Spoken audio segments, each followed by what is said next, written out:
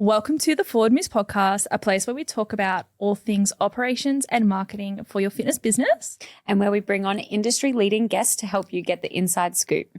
I'm your host, Ash. And I'm your co-host, Kira. And let's get into the episode of today.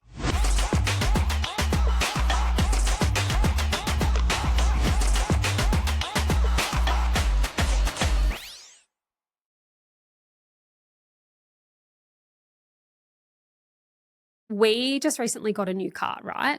And all of a sudden, when you're looking at this new car and it looks different and it's a different color, all of a sudden you start seeing them on the road. Everyone's got one. And you're like, wow, it's your confirmation bias. It's your brain is now opening the floodgates, letting in what you want to see. And I think with limiting beliefs, it works identical. And I see it with clients all the time. I'm like, if you keep saying, I can't do this, if you keep saying I'm not good enough or I always fail, you're going to get more of that. Yeah, absolutely. I used to be like on the same car thing.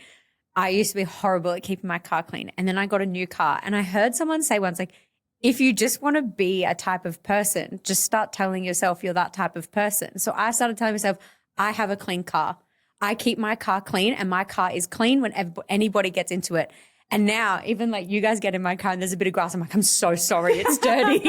And they're like, what are you talking about? It's spotless. But yeah, and I'm like, yeah, just you will start doing what you tell yourself you are and what you do, and it's crazy what happens from it. I totally agree. I think that from the moment you start telling yourself, I don't think that there is a moment that you're like, okay, that's when it changed. I think that you just morph over time and you're like, I don't know, one day I just started telling myself I was confident, I was able to stick to things, I have a clean car, I have a clean house, whatever it is. And then all of a sudden it just happened. Yeah. You know? Do you think that it helped that you didn't have a plan B when you decided to go all in, that you had like left the jobs and you were just like, all right, let's do this? Yeah. Do you think there wasn't like a little safety net holding you back? Yeah, I think that was pivotal.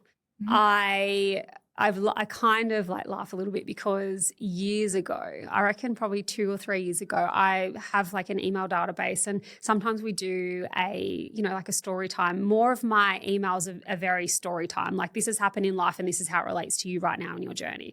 And I did have a story time about burning the boats. And I did talk about this, about starting this business and how I just burnt the boats and you either sink or swim, back in school, there was like a history lesson about a commander taking a bunch of fighters, I guess, to take over land somewhere, and they came on ships, and the people were like, oh my God, there's people on the other side, we're going to die, whatever. He burnt the boats because you either fight and win, or you have a plan B and you go and you fight and you die.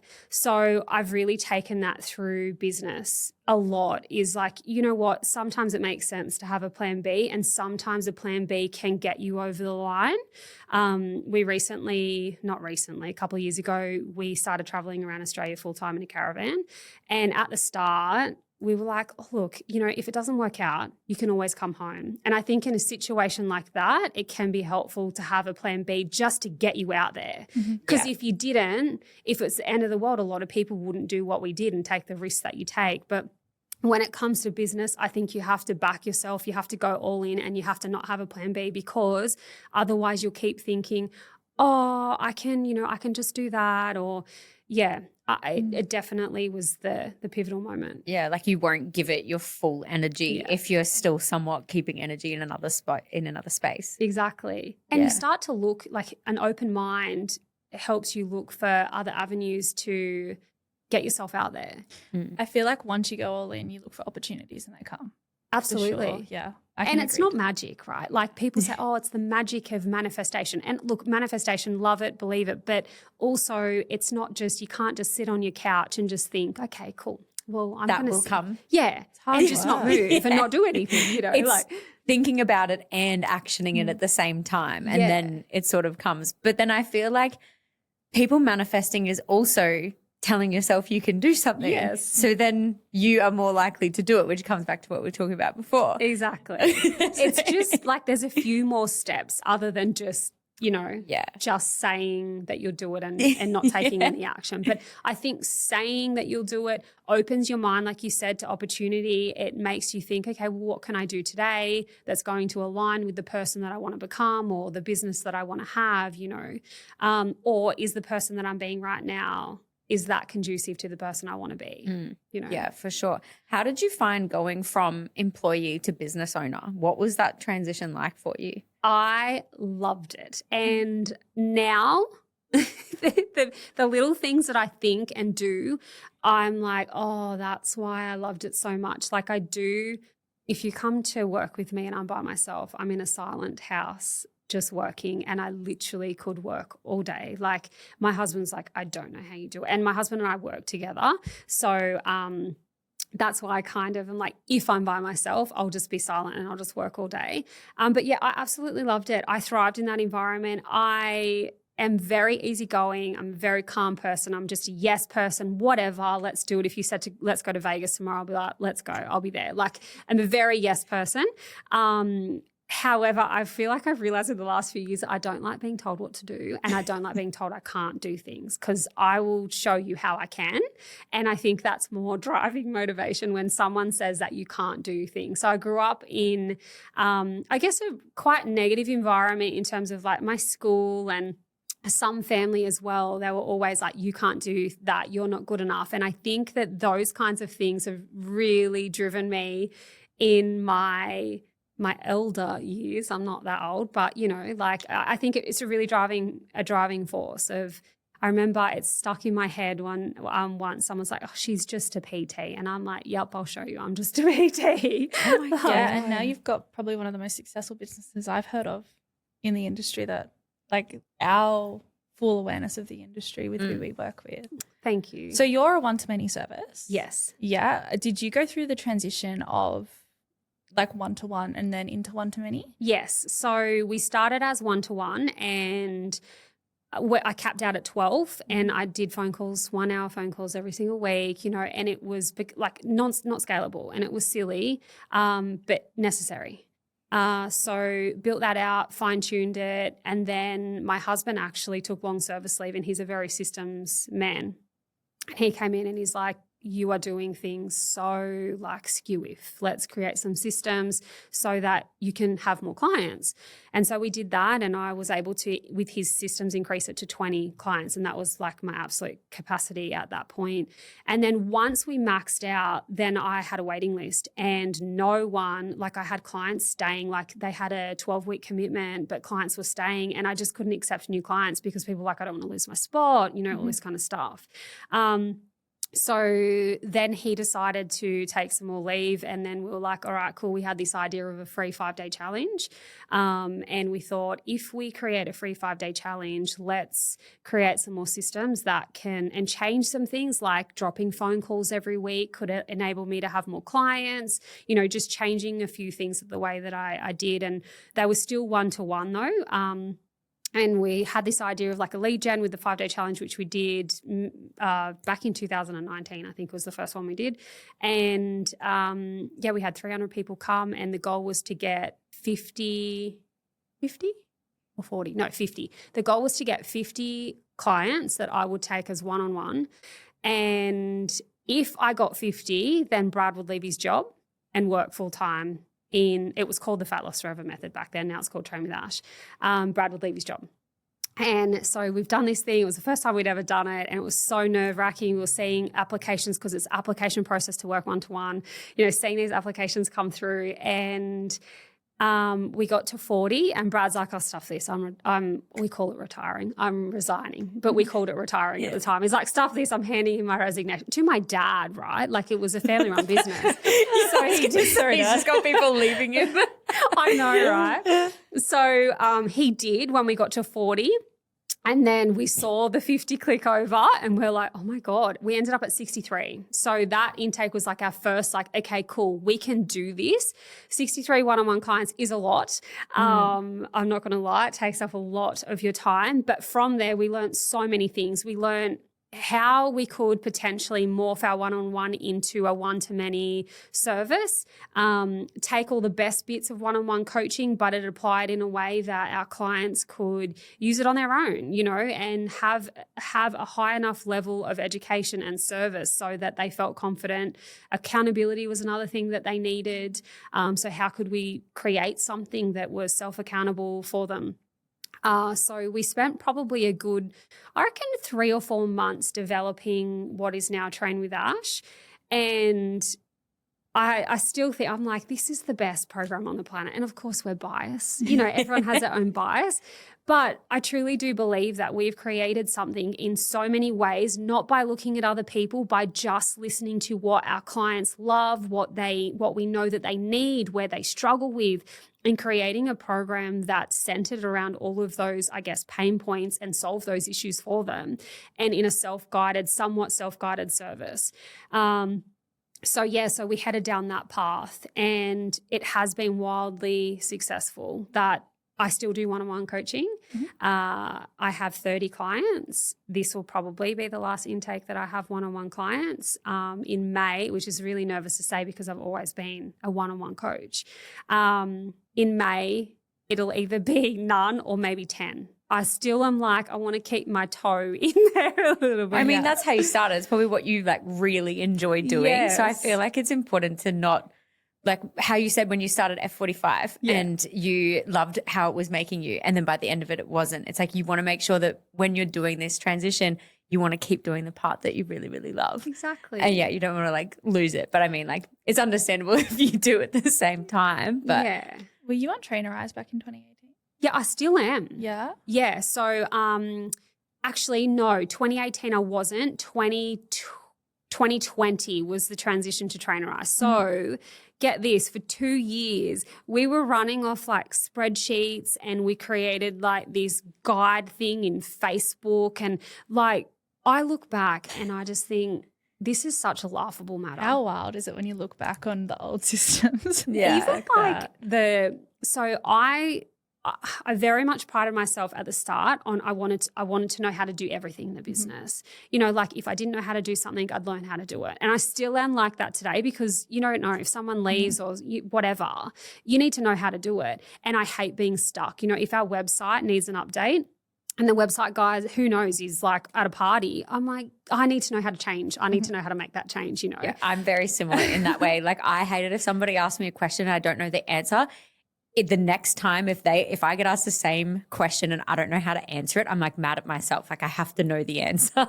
I'm like that. I totally get that. But I think that's an important part of business too. So 2020 was our transition to Trainerize, and we're about to transition away. Yeah. So I really want to touch on this part in depth, because every coach we work with, this is their goal, to have their own app and to build their own platform and not use a white labeled app like Trainerize. Yeah. So I kind of want to walk through the process and what's included. And I know that we spoke before the podcast and you were like, what the hell? Yes. Basically. Yeah. So let's just start with, when did you know that Trainerize wasn't serving your business anymore? I think, to be honest with you, probably 2020, the end of 2022 is when we realized like, we're growing and Trainerize is just not really, there's too many limiting functions, and the way that we do our systems is not going to enable us to continue to scale. And we spent probably all of 2023 kind of like toying with the idea. To be fair, it's a huge investment. Yeah. Like, people don't understand. I didn't understand. You know, I had no idea that I'd be spending more money on an app than I spent on my first house. Like it made zero sense. Now you're like, oh, you know. I was going to say, can we ask how much it has cost? Yeah, it's a $300,000 investment. And someone yesterday who's testing our app, they're like, okay, cool. MyFitnessPal. So our first version of the app won't have MyFitnessPal connected with it. Like you won't be able to track your food in our app, but it is something that we are going to add on. But that's another easy $100,000 to have that feature. Yeah. So just to like give you an idea, like it's a very people wildly underestimate how much it costs to build your own app. totally. I have this discussion every day of my life. Yeah. And you know what? Actually, like from our perspective, like I know a lot of coaches that have spent more. You know, like it's nothing to spend $500,000.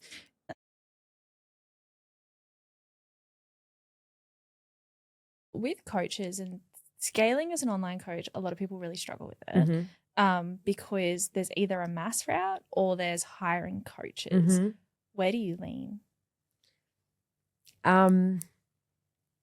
Look, every business is different, and I have successful clients. I think the type of online coach that I work with today is usually are the ones that are high performers, right? They're doing really, really well. I would say probably making over $750 a year. I would say that's my typical online coach. And the big guys are they're all doing different things. They're just doing what is good for them. My personal preference and where I think the market is lacking is I think that one-to-many fails often to meet the needs from a support perspective of the client. And I get that that means more cost to service because obviously you're putting on more coaches to be able to support clients. But I look back at what made me successful, our business successful, and my co-founder and I were the first two coaches in our business. And we gave everything to the support side of things. And that's probably why our clients got such good results, you know? And it was at a time where we were small enough that we could remember that they told us the week before that they were going to an engagement party, and we could say, how was your engagement party? But people will never dispute good customer service. And I think one-to-many can lack that, whereas hiring coaches and having your own person on your journey is an opportunity to be able to create that human-to-human relationship, which is great for retention, great for lifetime value. So I sort of lean towards that side, but it's not to say that you can't be successful if you're one-to-many coach. That was Equilition's model, wasn't it? Everyone was a side coach. Yeah, it was at the beginning, and then the app became so good and useful that even when people couldn't financially keep up having their own coach, they said, can we just stay on and use the app? And then that's basically how the business has evolved, and now it's essentially app only. That's wild. Yeah.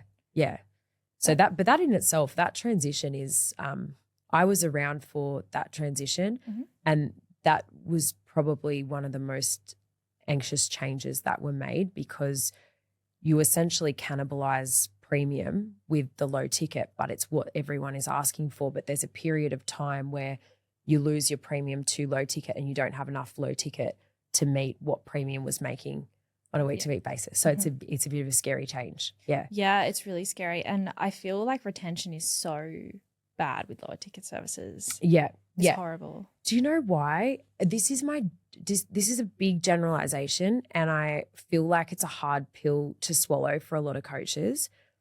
People are just not working like they used to. I really believe that. I think that people are trying to cut corners, do things quicker, make money in their sleep, kind of not really doing too much. And at the end of the day, coaching is service-based. It is a service-based business. So it's like, you know, to not give your client the time of day because you, one, don't have the resources, or two, you don't have the care, it only impacts the customer experience, I feel.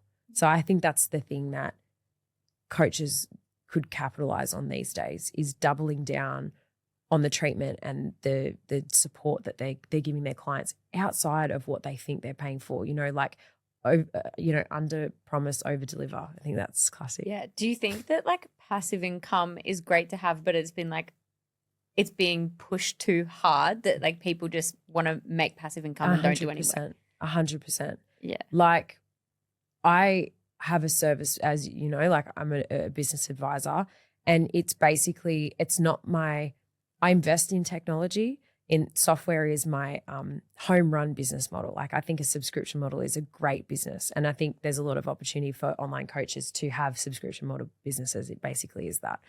So, but in my service, that's not a compromise that I'm willing to make. I could do group coaching, but this is what I do well and love. And then I make, investments elsewhere that work like a bit more of an engine. But I don't want to be that engine just because I think it compromises my service. And I want to be there. I want to be there for every knock on the door, from my clients, because I think it's important. Do you find that you do see a lot of coaches in the industry, the ones who don't stick it out long term aren't in it to support clients, and it's more so because they see it as like a way to make money? Yeah, I think there's definitely a very clear distinction these days for love or money. Like, I think it's so obvious. But I think what a lot of coaches don't understand is when you do it out of love, the money does come. I know you guys had Ashlane on here. She's one of my clients, and she's exceptional at what I even have goosebumps even talking about it. She's exceptional, and she's a fantastic coach and a fantastic person and has a fantastic business, right? And she is a great example of low ticket, and that's to their values as well. They believe that coaching should be accessible. So that's a really great example of when it works really well. But that woman is absolutely, and husband, they're absolutely killing it. And you can find her in her community groups day in, day out, almost every hour, because that she loves it. And she's not too big for her boots. Like, she treats her job the same way that she treated it when she had, a couple of hundred clients, and she's got now thousands of clients. So it's like, I think when people do things out of love, it does attract. It's like an energy thing. It attracts, and people do come. You can make money and love it also at the same time. Yeah. I think There's too much emphasis on quick money. Yeah, these days. yeah, definitely. So I have a couple of questions around the industry, because I want to get your viewpoint, because I definitely see you see the whole industry where we're stuck in it. Yep. Working with everyone. So I want to know, do you think there's ever going to be a company like Move With Us, Equolution, or EBT again? Yeah, I think there's going to be perhaps I think of this and I think there has to be a next generation. I look at some of the influencers these days. I think a really great example, Hannah Pearson. She's super fit, puts really healthy, good content out there, but she's not someone that I consume content from. I'm the Rachel Dillon era. So I feel like there is a transition of who is going to be in the limelight, spotlight and whatnot. And whether they have coaching businesses or whatnot, I think it totally depends on the person. And she just launched her app recently. Actually, yes. And another, I think, a girlfriend of hers, like in the same sort of influencer circle, I think also maybe did an app or whatnot. I don't know that. But yeah, like I the recently Glute Girls, like, yeah. And it's, it's healthy content. I think like everyone always has something to say about influencers, but I think if they're out there showing, training right and eating well, I think that's way more than our generation had, Yeah. Like, I think it's like, it's a that's good influence in my mind. So yeah, I do think that there will be other companies. I'd love to see, I don't have the answer for this, but I remember back in the day, we had 2 offers. We had macros only, so just get your numbers, or we had meal plan only and it didn't have your numbers on it. And then we started to have, this is how ancient my business is from when it started. Then we started to have people putting their meal plan into MyFitnessPal and swapping things around themselves. And then we had other groups of people who were saying, can I have my numbers as well so I could follow the meal plan, or self-track and choose my own food.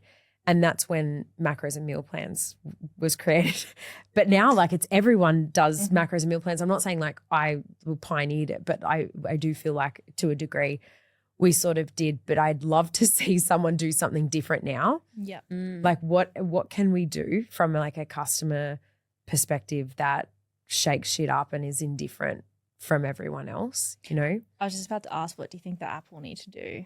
I think it's, look, like I said, I don't have the answers, and I feel like my passion is not in that. Like I'm not honed in from a coach mind. Yeah. I think if I was, I'd be a little bit different. But I don't know if it's like some sort of gamification or if it's some sort of like, you know, membership that incorporates in-person events. And then also, I'm not sure like what the answer is. I'm sure people, if they're really passionate, can get super creative about this. But I always think, someone think outside the box. Yeah. So if anybody has an idea, surprise me, do something different, you know. But yeah, it would be great to see coaches not look like other coaches, and instead, you know, I actually had this conversation with a client this morning on our coaching call, because she is starting to create content, has a fantastic business. She's what I describe as in between a coach and a doctor. So she's a clinical nutritionist. They utilize blood work. It's not just height, weight, you know, sedentary. Like it's proper looking at your data and creating a data-driven plan off the back of that. And it's actually opened me up to Jesus. Like, it's not as simple as calories in, calories out, which is like a message that I preached for years and years. So that level of education has been really eye-opening for me. But, you know, for me, I was saying to her, don't fall into – she'd created some content. She said, it doesn't really feel like me. I said, because it's not. You know, like, don't fall into that trap of looking like every other online coach out there, because you're actually fundamentally different. You're hugely different. Like, you are the next step before someone goes and sees a specialist or a doctor or whatnot. Play that card to your advantage. So, yeah, I think differentiation is really important from a coaching perspective. What do you do that's different from the coach down the road? I think it's hard to be different with so many out there these days. Yeah, I think it is. And I think the big guys have made it intimidating to be different, because I think the results and the numbers and the lifestyle that they're promoting with their success has set an expectation that it's made people quite fearful to be different and to stand out from the crowd. I think there's almost like a reluctance, because it's like, well, it's not what he does and he's done so well, you know, and I think it has set things in concrete, so people would rather follow than take a risk, look different, be different, and maybe even have the same result. Like that, that's what I think anyway. Yeah, it's very science, like formula. Yeah. This is the formula and that's it. Exactly. Yeah, exactly. With marketing in the online space, I know that we have a lot of conversations around it. What do you think people are doing that's not working, but you just never see leave? I think the same content, same content. And you see it in the engagement. You see that there's not a lot of people viewing it. It's because they've just viewed it half a dozen times on their news feed, but coaches are still creating the same content as each other. Yeah. And you know, that's kind of why this is probably an unpopular opinion, but I don't rate being on TikTok that much, because for a week you see the same video and everybody doing the same video, and I'm like, and I leave it. Yeah. So I feel like that's kind of similar to that. Is like, yeah, if I've seen a coach do something and then it like pops out and it's like copy paste. And you know what? It's like content is a tool. So it's like, take the tool and make it your own. Yeah, put your own spin in it. But I would say that. And just the same, like, you know, the same offers, the same campaigns. Like, I think same is probably the thing that we don't want to keep seeing. I think learning how to take what's working, even for someone else, as like a ticket of inspiration, you know, and then doing something different with it, I think is important. Yeah. Yeah.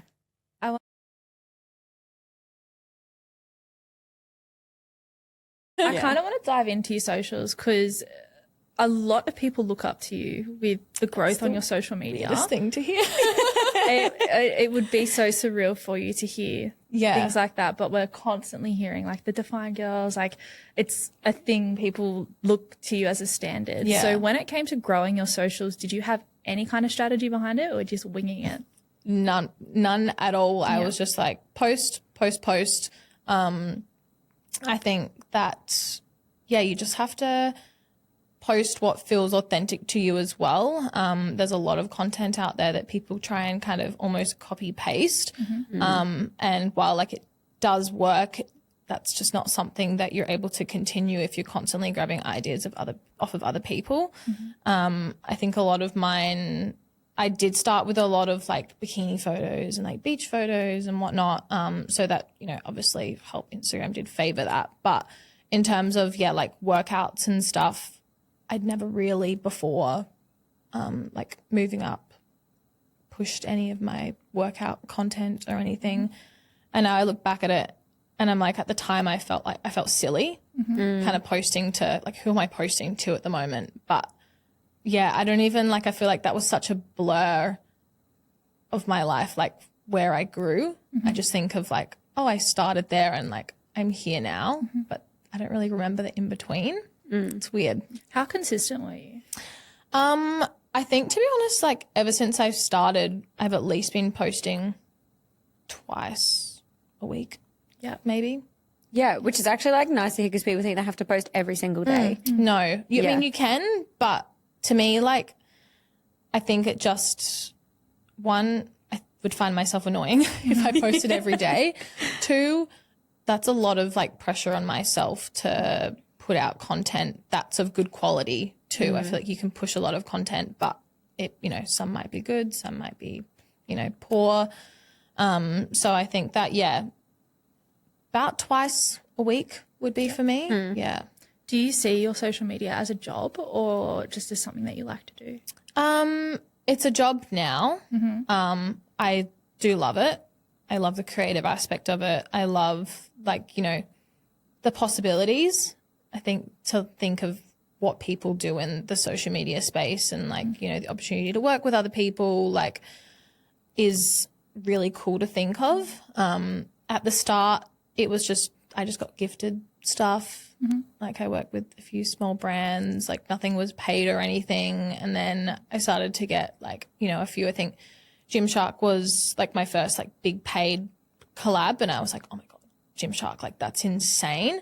And I look back and I think, I was like, oh, little Finlay, like that was so cute. She loved all of that. Like, and now I look at it now and I'm like, it just seems so, like, I just kind of can't even fathom like it being an actual job. Yeah. I got a couple questions and feel free to not answer them. But say when companies approach you, say for Gymshark, is it pay per post or is it a contract basis? Like, what does it look like? Gymshark was paid per post. Yeah. Most like big brands like that, unless they sign you as like an athlete, will be like paid by post. EHP was like a contract and it was based on commission. It kind of depends on whether they like can see you working with them like big time future. But yeah. How do you determine rates for that? Honestly, at the start, I had no idea. I was just winging it and I was like, this number's good. Yeah, we're just going to put this out. I'd asked maybe like one of my friends, like, what is a good rate? Often I would have just put it back on them almost first, and then they'd get back to me and I'd be like, can I work with this? Can I not work with this? But I think it's just been a whole learning thing of, as you grow, you don't really know what you're kind of worth in terms of posts and your content. And then I guess as well, knowing what brands look for in terms of, you know, gender ratios, sending insights, and all of that stuff. So it kind of was just put a number out there and see how it goes. See what comes back. Yeah. Do you find literally. pressure, because insights obviously would be a big part of rates, do you find pressure to keep your account engaged and to ensure that people are still interested?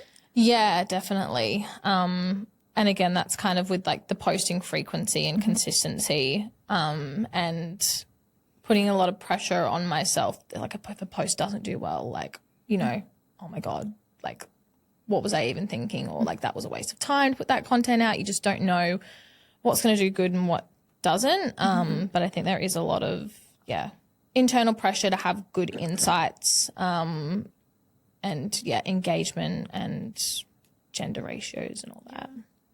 So talk about how Define found you and how this all started. Define reached out to me. It's actually funny. They reached out to me like at the start through Instagram, and I sent them over my insights. They actually came back to me and were like, we don't want to work with you. We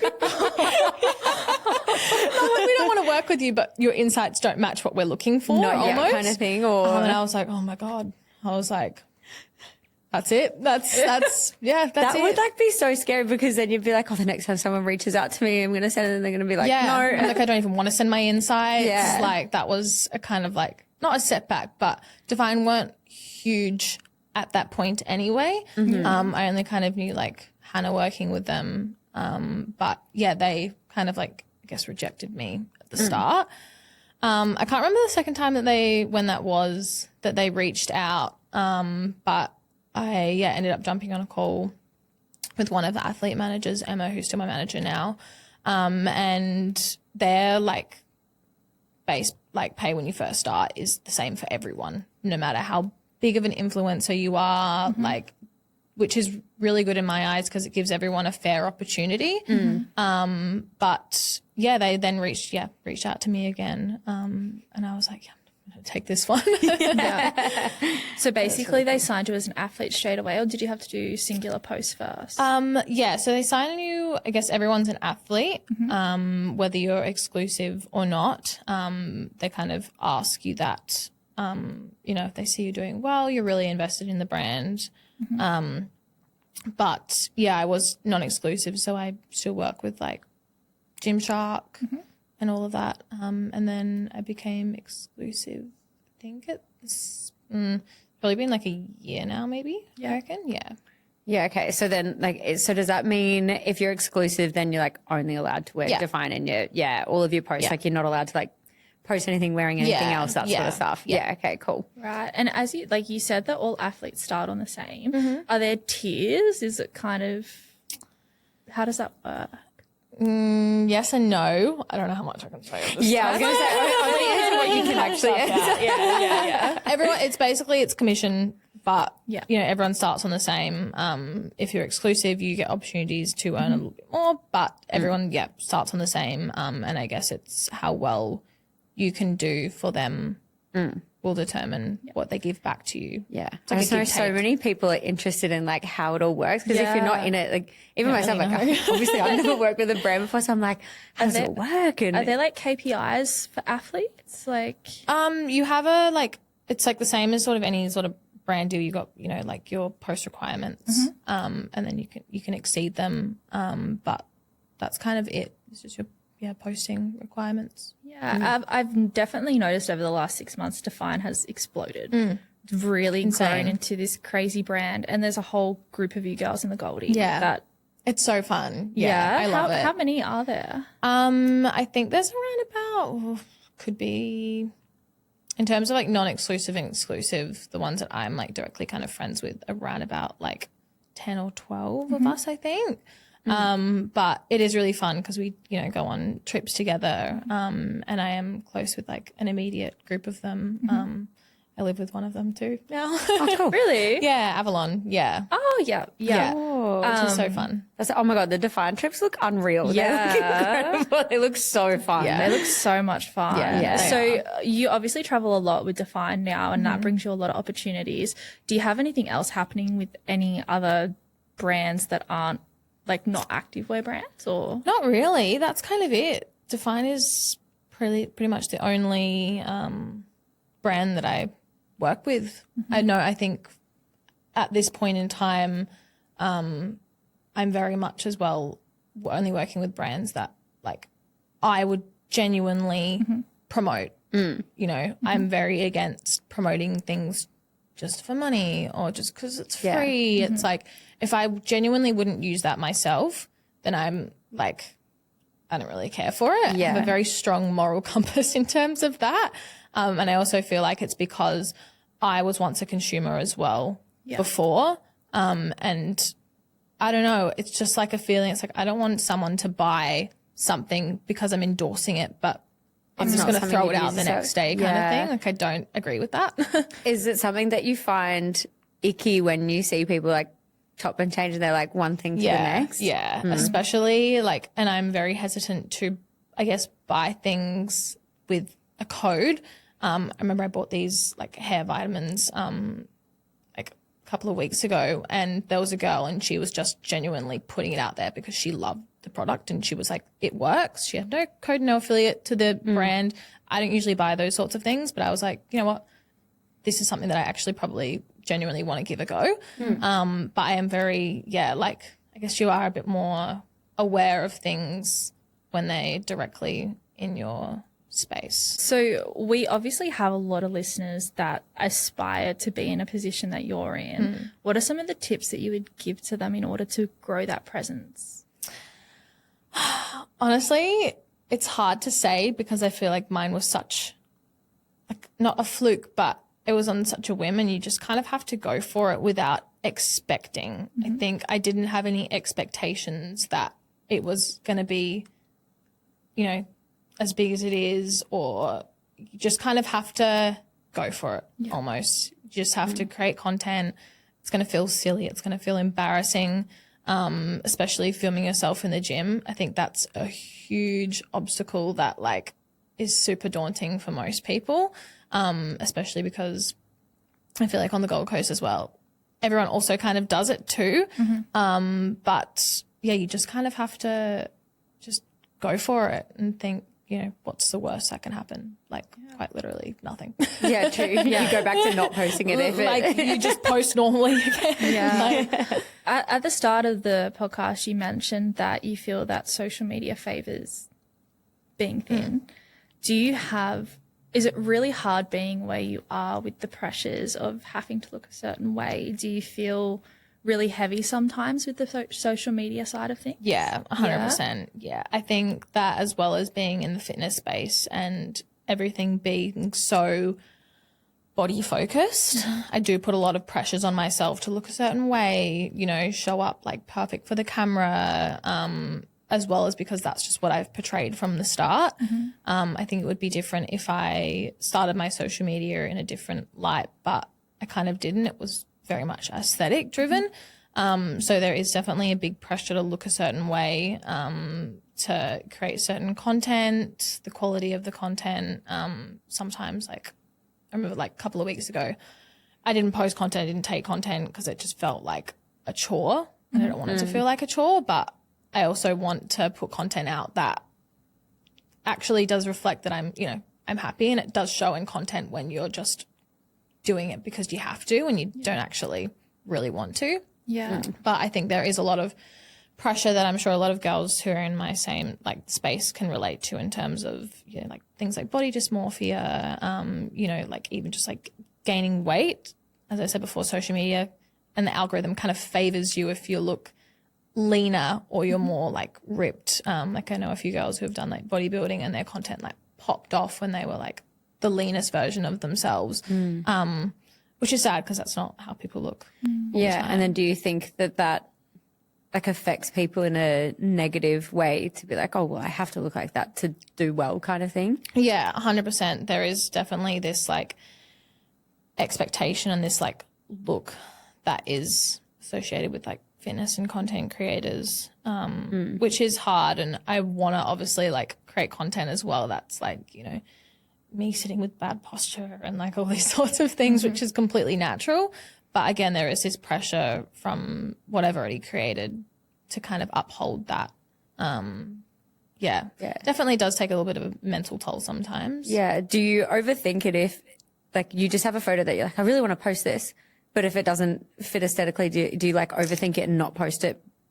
If not you're like really. I'm not huge on like aesthetics in terms of like grid or like any of that sort of stuff. I usually like kind of pre-plan or have like a few photos and I'm like, I like the aesthetics of this. I kind of want to like replicate it a little bit. So nothing's really in terms of like unaesthetics, but there are definitely days where I'm like I just want to sit in my trackies, I want a baggy t-shirt. Like there, I have a few gym memberships. I have one where you can't film, so I'll just go there and do my workouts because everything's like, you know, my job, content, like everything is gym. So it's very hard to kind of separate those and actually have like enjoyment for stuff that I say, do you actually struggle? Say you film like a lot of your workouts. do you find that it affects your actual workouts having to film? 100%. My workouts are never as good as when I'm like not filming, for sure. They take me twice as long as well. Yeah, I feel like you'd be there forever filming your entire workout. 2 hours. Yeah. Yeah, that's crazy. I was going to ask because obviously you have your own fitness business as well, your online coaching business. Do you feel like the standard that you've held yourself to with the personal brand, it can be a little bit hard when your customers are putting pressure on themselves? 100%. And you find it really 100%. Hard? Yeah. And that's as like, I have to not be cautious, but, you know, even things that I like post on like TikTok or something like that, there are a lot of things that people put on there that are like hooks and quick grabs. I know there was this thing about the Stairmaster on TikTok, like that you have to do like 45 minutes and like, you know, everyone was doing 45 minutes on the Stairmaster, and like there are a lot of things that I could post and that would do really well because they are essentially feeding fear into people and kind of making them think that you have to do this a certain way. But I don't, there's a lot of things I don't agree with in terms of the social media space and saying, yeah, you have to do this, or, you know, this is like the only way you should do it or the perfect way. When I do coach girls, that everyone's different and everyone's an individual and there is no right or wrong way. It's like, do what is enjoyable for you and you're going to stick to it.